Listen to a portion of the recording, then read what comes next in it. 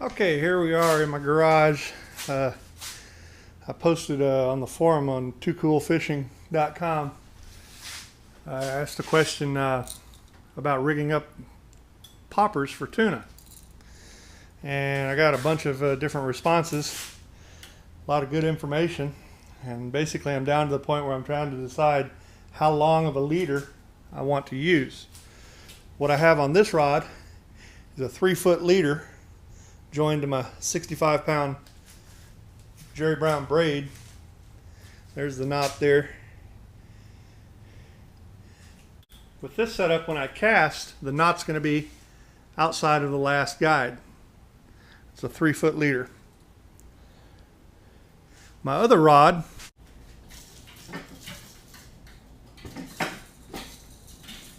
it's the exact same rod, same reel. It's a Shimano Terez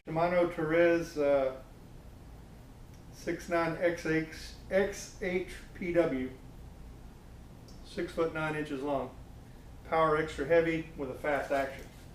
The reel is a Saragosa 18,000. On this setup, I've got an 8-foot long leader that when I cast it,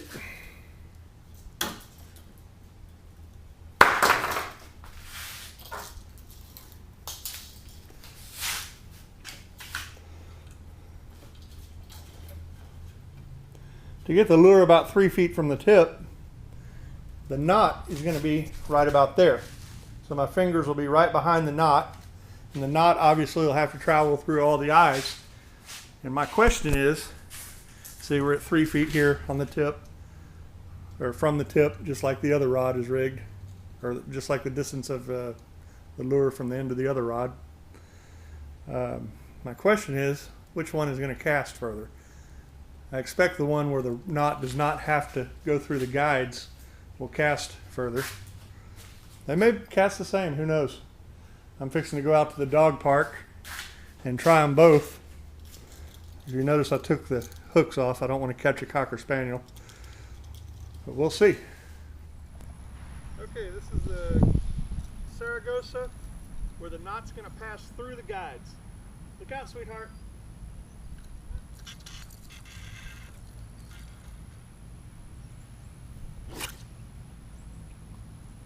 That went a long way.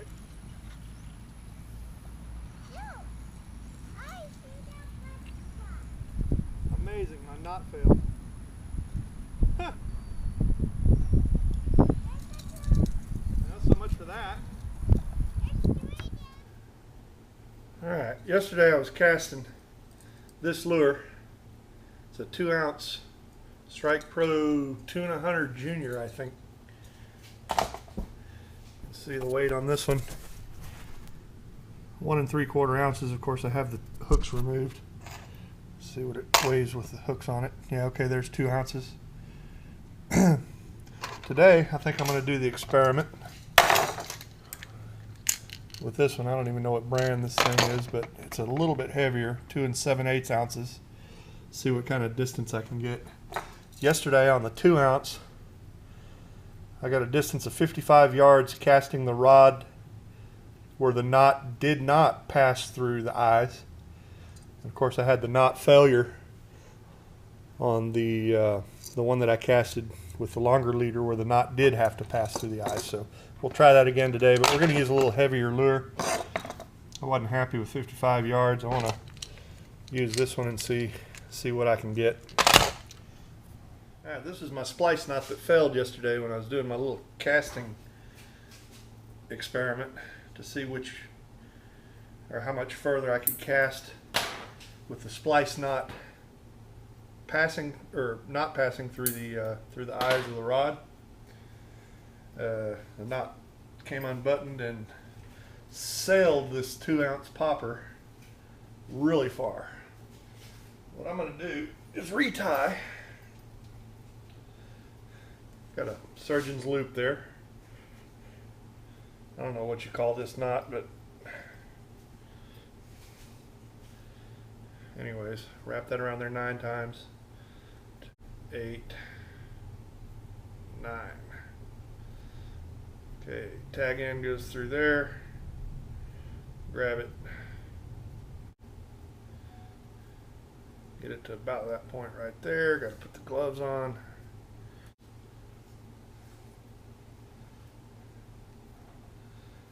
Alright, now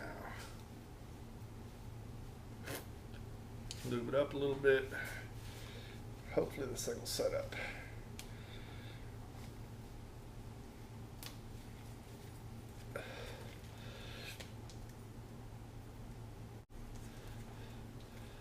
I think the days of 4-pound test line and catching brim in the pond are gone.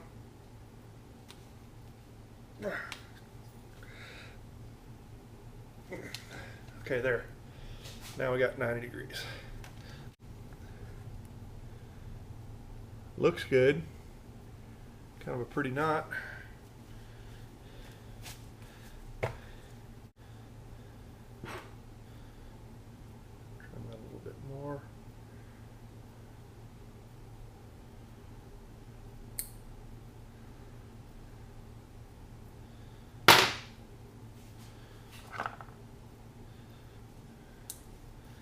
I've never done this before, but I read somewhere a drop of CA might help. I don't know if that's this kind of knot.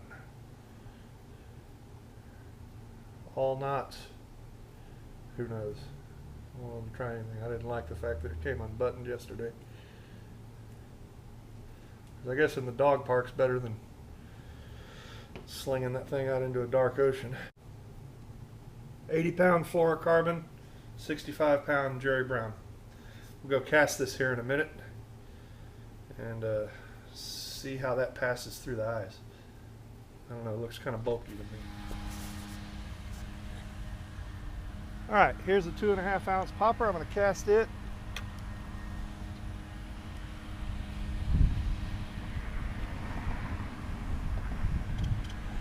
And the knot is going to go through the eyes.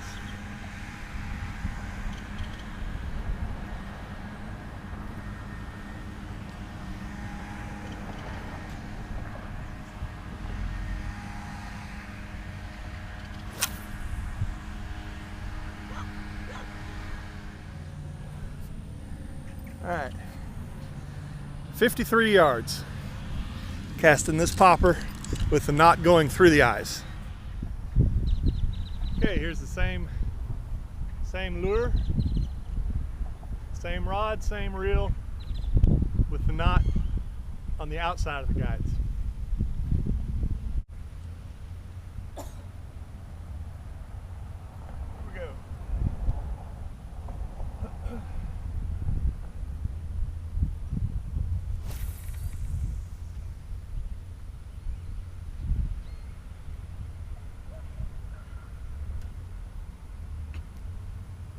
Measure that one. Okay, that's 63 yards, a full 10 yards further, casting with the knot on the outside of the guides. Now we're going to try it with no leader at all. Okay, now this is the same lure, same rod, tied directly to the 65-pound Jerry Brown braid.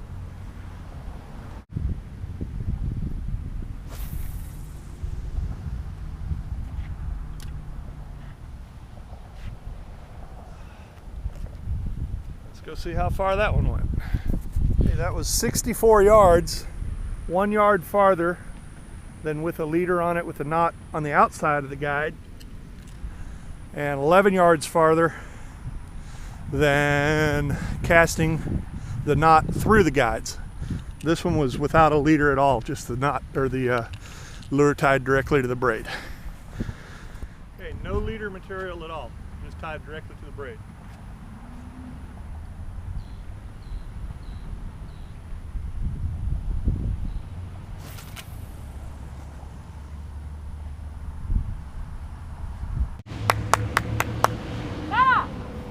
Well, maybe somebody can explain to me why the heck that happened.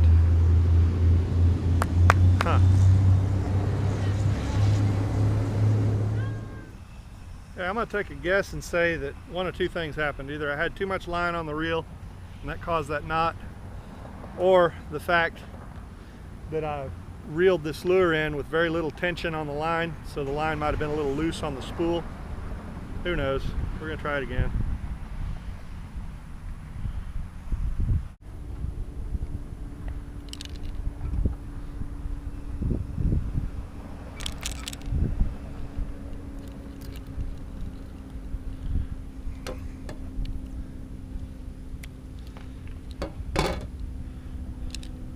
Gotta get all the seaweed off the lure.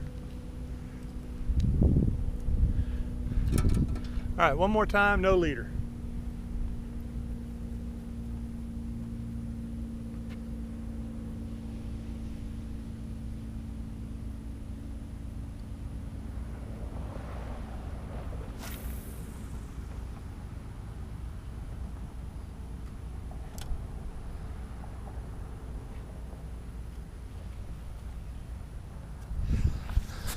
All right, here we go.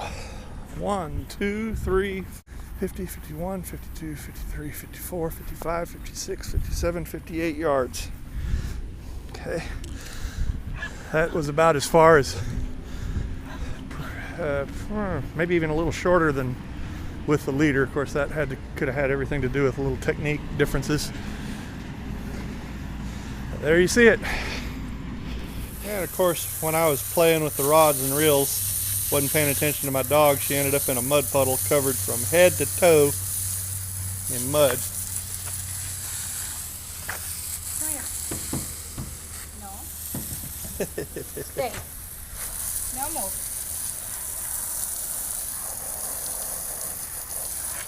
No. Okay. Stay.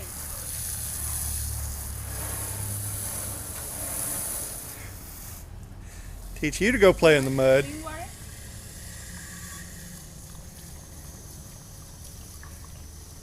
No mind. Good girl. Good girl. You got all dirty. Smile for the camera. Bella. Okay. No, a mí no. Stay. No move. You have the right to remain silent. Anything you say can and will be used against you.